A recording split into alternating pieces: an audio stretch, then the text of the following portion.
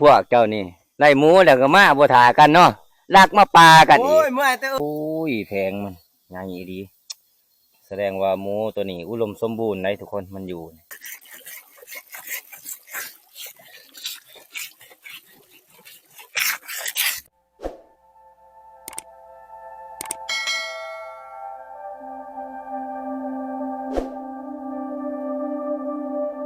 สบายดีทุกคนสบายดีตอนเช้าๆนะตอนนี้ก็เวลา7-8 โมงแล้วทุกคนเลยเนาะ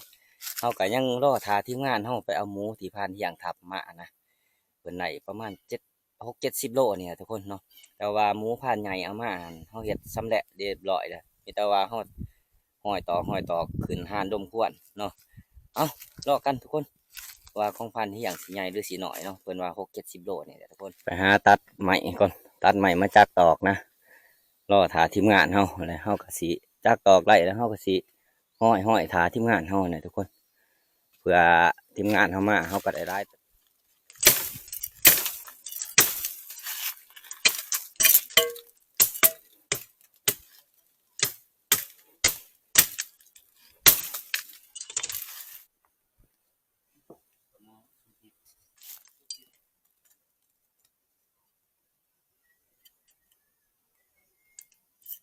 บริจักต่อเครื่องเลย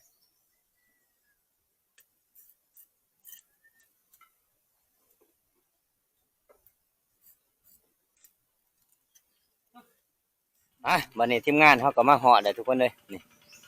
บอสัญญาไม่ทับกุ้งผ่านมองมาเบิดเลยผ่านใหญ่เพิ่งครับรถมาใส่หมูนะมาอุ้ยแพงเหมือนใหญ่เลยล่ำกระดือเลยประเทศผ่านเลี้ยงจัดนี่ของผ่านที่อย่างทับอุ้ยใหญ่เติบเลยทุกคนโอ้มันโอ้ใหญ่ดีนี่ตีนมันโอ้แม่ทุกคนถือว่าเฮามานมื้อนี้โอ้พวกเจ้านี่ไล่หมูแล้วก็มาบ่ถ่ากันเนาะลักมาปลากันอีกโอ้ยเมื่อยแต่เอิ้นนะจักไปนอนรับทางใดเจ้ากันเจ้าเอิ้นหั่นหมูเข้ามาโอ้หมูเข้ามา3 เถื่อเขาโอ้ตัวมักป้างบ่จะนั่งมึงให้น้องขวายโอ้มันเข้ามาแต่6 โมงแรงพุ่นมันแนมหาบ่เห็นเปิดไฟแดนออกบัดนี้ได้ทับบ่ล่ะฟังสิซ้อนนี่เปิดไฟแดนออกมาอีกช่วงจะเอื้อนเทื่อที่2หั่นมาหอดเงาให้หั่นเปิดไฟแดนออกอีกย่อมาอีกเทื่อที่3 เดือนกำลังออกเปิดไฟแล้วก็แล่นไปเลยมันแล้วบ่ไหลตามโอ้ยโดนจนเมื่อย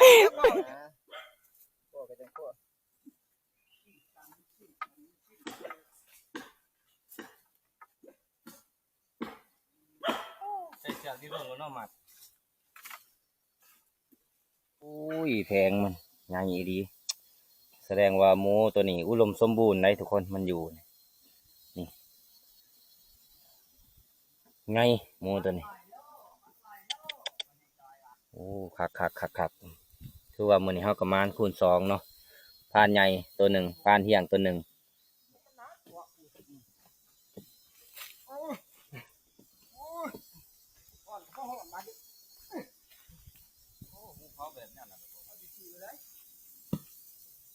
ตัวใหญ่น้องอุ้ยน้องเบิ่งแล้วไอ้หมูนี่ไอ้ว่ามันน้อย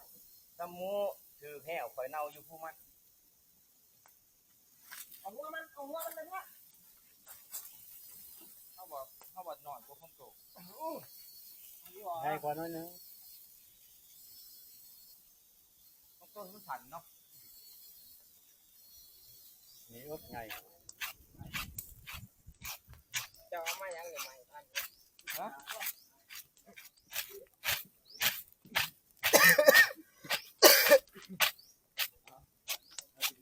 ขยายหางใหม่เลยขยายหินเลยเอาเข้าหน่อยจะไปมาต่อของโตเลยโอ้กินหอดพันท่องจ่อยได้คืนนี่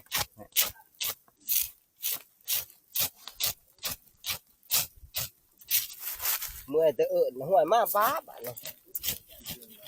เดี๋ยวว่าเฮาก็สิให้ทีมงานเฮาไป เผาหมูนะส่วนในพานเองก็สิลกค้นฮ้อนนี่ทุกคนเพราะว่าเฮาป้าไปเฮิงมันสิเน่านะตัวฮ้อนนี่เฮาลกค้นเนี่ยเฮาก็สิสำแหละขึ้นห้านคือเก่าแต่ว่าทีมงานเฮาก็เผา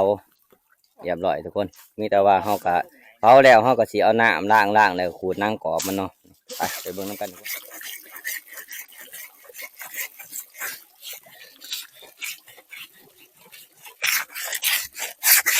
หันมองหลังกรอบช่อยจุ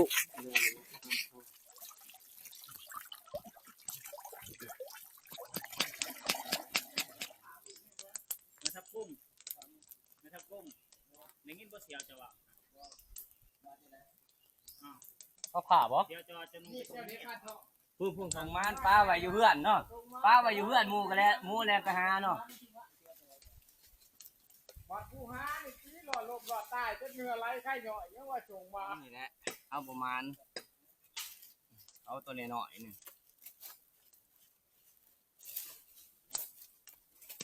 โอ้ยหมูแดงเลยแก่มือค่อยตีอย่างเพิ่นก็เฮ็ดห่านหรือว่าเฮ็ดห่านย่างนี่ทุกคนห่านลมขวดเนาะเพราะว่าเฮาย้ายมาแต่ทางในถ้าเฮาไปย่างอยู่ทางในหันมันจะ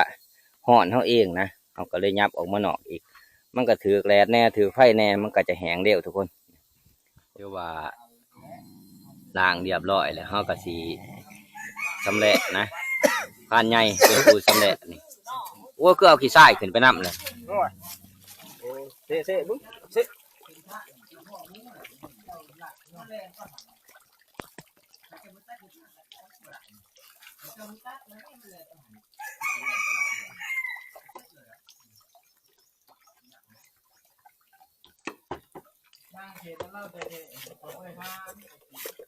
อันนี้มาใส่ล้างมันดื้อ ก็สอบเฮ้ย ขับขาดเลยล้างกรอบนี่ดิยอด แม่นี่เดียวแล้วมันมาหาเฮาในต้นไม้กันลัดโลด บ้านนี้ชวนใหญ่สิผ่านน้ำทำเลพวกนั่งหายพวกผมมีประสบการณ์นี่ผ่านน้ำทำเลนั่ง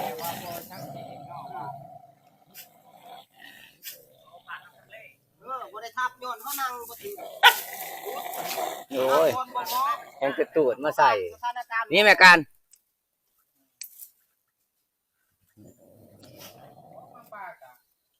ช่วงนั้นจะใช้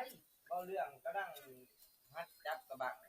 เอาเรื่องฮัดจับกับบ้างก็แต่โดนแต่ว่าบ่ค่อยได้ไป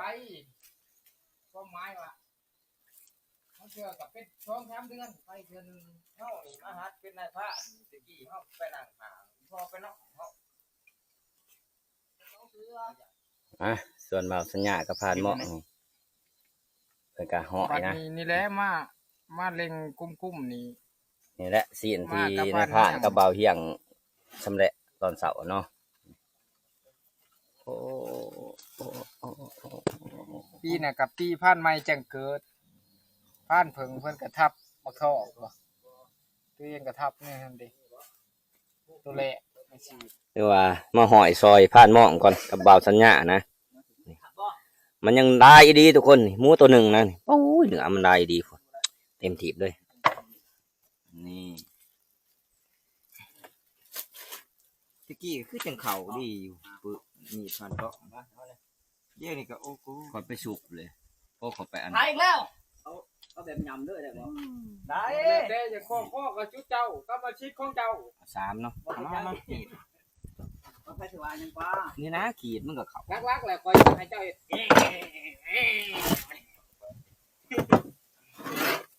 เอาเฮ้ยอ่ะเอาบะจะโชว์ด้วยเนาะ นี่ นี่จับโกโป้ฮะแม่มันแห้งเปื่อนหัน เอาบนเปื่อนพอดีโอ้โหตัวนี้เปื่อนจะหอยและซอยกันทุกคนเลยคนเอาใหม่ละมือเนาะป้านใหญ่ขั้วอันนั้นกระเทือนขั้วไปเอาไปฮ้อนให้เราแบะออกเนี่ยแค่ออกอย่างประตูหลดฮ้อน พัดในเพิ่นก็ยังคั่วอยู่ลุมมีแต่พัดมองและนอนอยู่ นี่แหละคนเฮาบ่ได้เว้าก็บ่ได้หัวเนาะ กูอยากได้สอดตัวก็มาเอาอยู่บ้าน ว่าสัญญาคิดฮอดเมียแห้งก็สิมื้ออันนั้น คิดหอดได้ แม่นบ่ได้ยินอ้ายว่า จะจมหัวกินหอยเมียคืน กินหอนเมียป้าเมื่อคืนนี่เจ้ามังนาวหัวหลกไปนี่ครับ บ่แนวอะไร ข้าไม่ทับกงบ่ไปนั่เช็ดผู้สาวมาหาคืนนี่ครับพอดีทำใครแต่ว่ามันลืมสบู่ นอกในบ่ทันหยังมาเฮามาไก่น้องนุ่งเห็นว่าเป็นน้องเป็นนุ่งเลยจังบ่ย่านเข้ามากับเปลือกอยู่ว่า เอานะฮะโอ้บ่คิดอันนั้นบ่คิดเลย หมอเขาเปลือก บ่คิดเลยตอนนั้น บ่ดำมากับเปลือก อันนี้มันแล้วแต่ใจไผใจมันเนาะไม่ทับกงเนาะ แม่น เฮาบังคับบ่ได้เทิงว่าเฮาสิอยู่นำกับหมู่จักไปมาเขาเปลือกแล้วคือเก่าแม่นบ่ ก็ร้อยไป เก่าก็ลอยไปคือเก่าถือว่าพันฟองตอนนี้เฮาเว้าบ่ได้เด้อตอนนี้ได้ อยู่ดีกว่าบ่ได้อยู่ได้ โอ้บนว่าโอ้ฮะ ฮะเอาควายกินข้าวพุ่นแล้วเอาควายกินข้าวพุ่นแล้ว เว้าของดีอยู่นำข่อยของดีนำเขาก็มี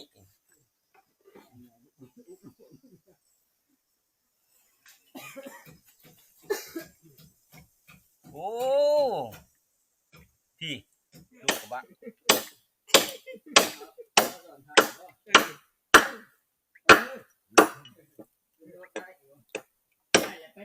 แปลว่าเฮือดโตฮะอ้าวไอ้นอนเฮือดลูกเคยกันเลยเด้อจะอยู่ทาได้มีเด้อจะน้อยละมาตะปูว่าเมื่อใดงูแล้วสิมาตอนเจ้า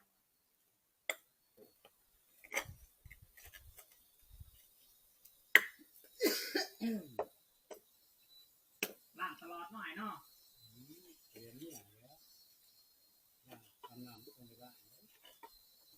นะครับคุณแต่ว่าเพื่อนเมื่อมาเพื่อนเพื่อนจะไปอยู่ไหน นี่แต่ว่าเฮาสำเร็จออกเรียบร้อยทุกคนเนาะนี่เดี๋ยวเฮาก็สิไปหั่นเป็นดอดเป็นเสียนคือเก่าเนี่ยทุกคนตัวนี้พวงนุ่มมัน แต่ว่าเฮาก็เบาสัญญาเมื่อมื้อนี้เฮาก็สิปีกก่อนทุกคนปีกนี่ฝากเมื่อให้หัวหน้าใหญ่นี่ทุกคนนี่พวงนุ่มมันนี่แต่ก็ส่วนเสียนดอดนี่เฮาก็สิปีกจัก 2-3 อันนะเมื่อฝากลูกชายทุกคน ฝาท้องเห็นจะกระเบี่ยวไปทาง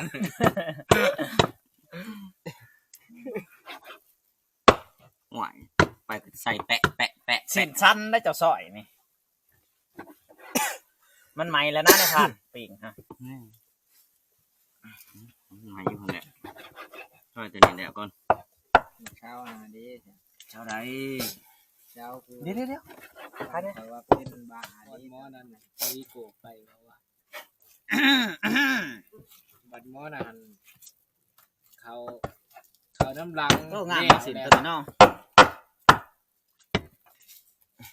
จะได้สีซุกกับบ่ในพัน ไปจิกมันนี่ก็สุกแล้วบัดนี้ ใส่ถุงยางเลยดีเด้ออย่ามันเหียเด้อ อยู่ในผ่านจำเจียวฮอนน่ะสิได้จำอยู่บ่ จำแล้วเฮ็ดนี่แหละจำแล้วเฮาก็แบ่งออกจักหน่อยกินแจ่วฮ้อนจังเมื่อเด้อบ่สัญญาเด้อ มีเจ้าฮอนอีก แจ่วฮ้อนนี่เลยมื้อเสาร์เฮากินได้แจ่วเย็นกินแจ่วฮ้อน เอาแบบในเซ่เห็นบ่ ลงเซนวนบรรณานี่เอากระปุ่นมานำได้ปลาตัวใหญ่ๆเฮ็ดพันกระปุ่นกิน เฮาสิจือเมื่อนี้เฮาไม่หมออยู่2-3หน่วยเฮ้ยหมอสำนี่เลยใหญ่กว่านี้หมอใหม่ๆเฮาสิเอามาก่อน ไม่สมพงษ์เรายังว่าสิเอาเพอฝุ่นมา กินอยู่ลำเซ่คืออยู่ได้ แน่กระดูกมึงเห็นน้ำซุป แมนลี่ได้นั่น เท่านั้นแหละมันคอนตี้ก็ยังเอาหมูหยอก โอ้ยอะอยากอาจ้วยกับโต๊ะมือเป็นแปะแล้วบ่เคยกินจักเถื่อ ให้เพิ่นกินก่อนเนาะ คักแล้วเนี่ยฮะ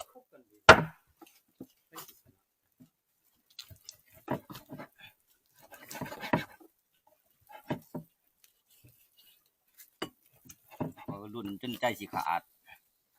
รุ่น ทั้งหมดได้ ไว้ทาแล้วก็ระวังก็เลย แล้วนะพวกเจ้าคันมีดำบ่ก่อน ว่าสิ เดี๋ยวแหลกสารหรอก มื้อเช้าลาวพุ่นโอ้ยนึกว่าเสร็จบัด ทาง นี้ ว่าบ่มีมือหันข่อยก็บ่ยา โอ้คือนี่มาเฮียงแปลนนั่นได้หมู่บ่บ่มาบ่ก็ยิงเลย ใจเต้นตึกมึงมาขอ บ่ มา มาโอ้ยฉันนี่สิยิงฮ้อนยิงเอง ชาวบ้านก็โอ้ยได้ลายใส่ตุ่มต่ำจักมาเฮาต้องใส่มาเฮาบัก2หางบ่คืนเฮาเป็น2สมุงทานกุ้งนางขี่กับใส่ บุ้มบัง ทำงานยิ่งเอิญบ่คิดว่า เลือก ยิ่งบาทสมิธ2 บาท 3 บาทง่วยบ่ได้ที่เขาบ่แม่นอะไรได้ ไปร่วมก็มาคาเฟ่มาจัดการเลย โอ้ยขี่ม้าในบอลด้านตัวนี้ก็เมาอีเห็นบ่ถ้าเป็นอีเห็นตัวเองก็สินั่งเผาให้มันแจ้งกกใหม่ตัวนั้น เฮ็ดจังได๋ บ่มีกระบะ สินั่งเผามันแจ้งแล้วจังเสียนั้นคิดดูจอดรถมาเงี้ยงมาโอ้ เรื่องย่านแบบประเภทพวกสัตว์นี่ ก็หันย่านแต่สร้าง ย่านจ้างแล้ว เอาตรงๆโลด ไม่ยาว ทำไมยากมากกว่า มันห้องขึ้นนี่โอ้ยเพราะอย่าว่า แต่โคก็ยังได้ยิน หัวนี่จะไปใช้เบิด32ลักนี่เฮาฟังคักๆเฮาคือห้องไกลๆนี่เนาะเด้แม่งอัน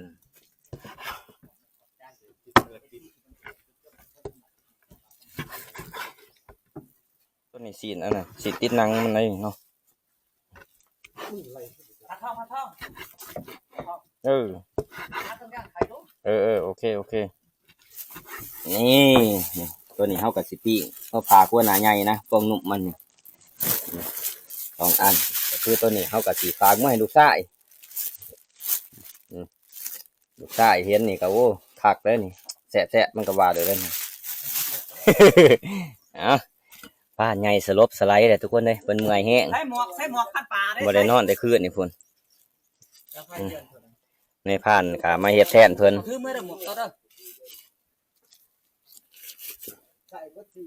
ถืออิหยังใส่เอาโลด คนคือกันแต่เว้าบ่คือกันเนาะคำว่าขึ้นมาผู้ถือรถขึ้นมาฮู้ไปถือรถ แล้วลืมใส่ เกือบตู้บ่ถือเมื่อเด้อ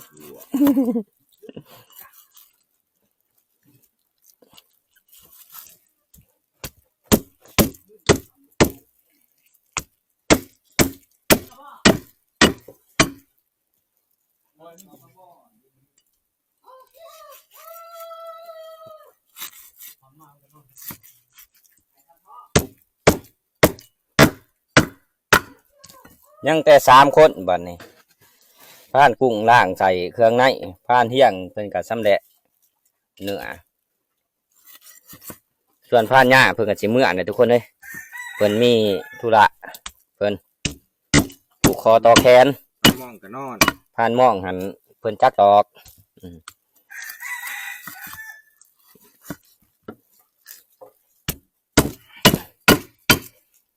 เพิ่นจักตอกงามได้ผ่านหม่อง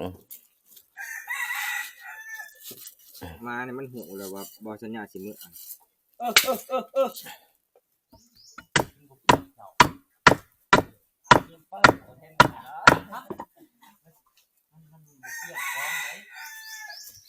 ยัดของเฮายัดของเจาะใส่ของเขา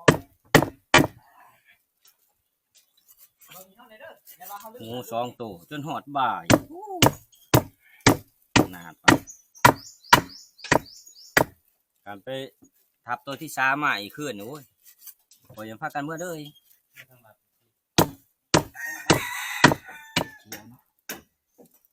ทับหมูหันไผสิว่าจังไดบ่ได้แซ่บพอดีทับหมู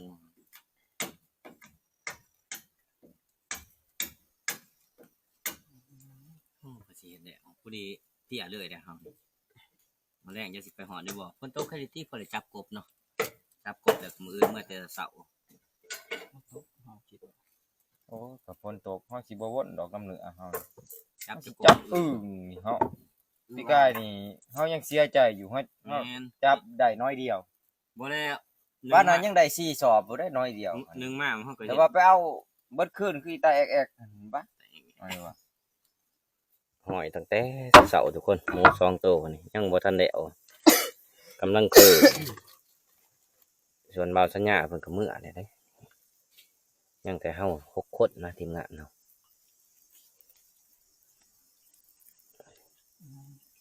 เป็นยังไงครับ ไม่กัด เมื่อสิเมื่อแต่เช้ามื้ออื่นนี่ เศร้าเฮ้ย โอ้ยแต่เช้าแล้วรถจักรเฮาไปวิ่งใครก็สิไปนอนท่าอยู่หลังผู้ ขี่รถจักรลงมือก่อนบ่ ตัวนี้ก็คือเครื่องในมันนะนับแต่พุงปอดหรือว่าใส่มันนี่เขาก็หนึ่งนะนี่หนึ่งแล้วเขาจะมาต้มอีกทีหนึ่งเนาะเพราะว่าเขาหนึ่งนี่กินมันก็สีโมมี่นะนี่เขาหนึ่งหรือว่ากินมันก็แบบขี้หยังมันก็สีย่อยลงหมดน้ำหมดหนึ่งเบิดกินมันนี่คือว่าเขาหอยก็เป็นทีเรียบร้อยทุกคนเลยคือว่าเขาสีจุ่มน้ำเกลือเนาะหรือว่าไปมักนะนี่แล้วเอาขึ้นห่านคือเขาทุกคน ต้องหอย นี่เขาก็จะจุ่มแบบนี้ โอ้ชินชันมาแต่ เมื่อย จุ่มน้ำเกลือนี่ เป็น ให้มันนัวๆทุกคนเลย จะมาบอกปวดแอวแล้วก็ปวดหัวข้อหัวเข่า นี่ หนังหึงนั่นแหละ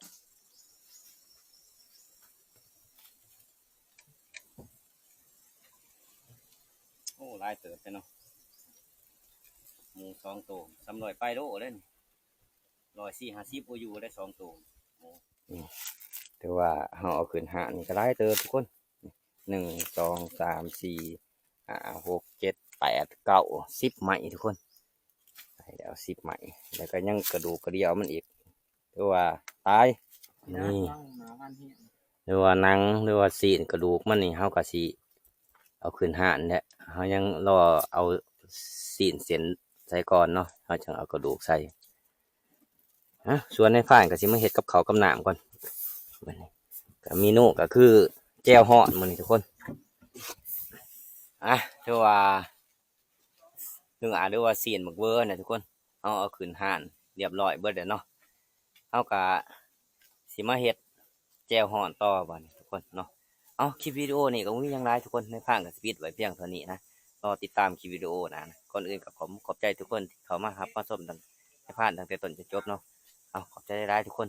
ต่อไปก็คือแจ่วฮ้อน